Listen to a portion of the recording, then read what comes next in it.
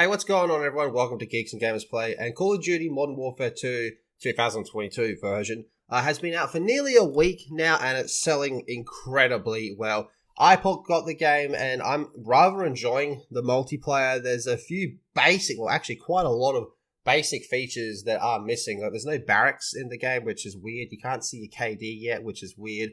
And look, what the big rumor is, it will all be there in about 2 weeks' time. And we shall see if that's the case. But as far as the gameplay goes, I'm actually quite liking it. I left COD for quite a few years and then came back a few years ago to it. So Modern Warfare 2 is reportedly the fastest selling Call of Duty game ever. 2021's Vanguard was reportedly the lowest selling entry in the modern year, so it's a bit of a comeback from that piece of shit game. So Modern Warfare 2 is the fastest selling Call of Duty game of all time, it's been claimed. According to a report from Barron's, the shooter is the fastest selling game in the history of the series. The game's opening weekend sales have reportedly crossed 600 million. If correct, this could spell something in a change in fortune for the series after its last entry, 2021's Call of Duty Vanguard, disappointed both critically and commercially. Vanguard just dropped the ball fucking extraordinarily in so many ways.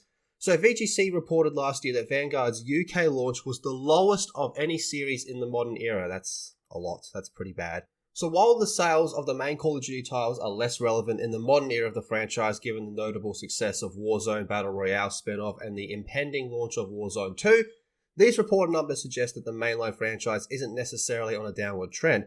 So this year's entry, which returned to the modern-day military theme following Vanguard's World War II setting, could suggest that COD fans are more interested in the game set in the modern era. That's absolutely the case. I think COD has just done World War II games into the fucking ground, and they haven't done a good one since probably World at War, which was really good. The success of the game was also likely the result of the name. Yes, the words Modern Warfare cannot be stressed just how big those words are within gaming, especially Modern Warfare 2, and we've got some numbers over here to look at in a little bit. As the 2009 release of Call of Duty Modern Warfare 2 is widely regarded as one of the best in the series and was released at the height of COD's popularity around the end of the 2000s. So while Modern Warfare 2 has certainly proved popular since its launch, it hasn't been without its issues. Many issues. A bug that allowed players to track enemies through walls for the entire matches has been seen in the ping system removed temporarily. So if you died and you quickly pinged someone that was killing you just before you died, they would remain pinged and highlighted throughout the rest of the match, and that's why they've had to temporarily disable the ping system.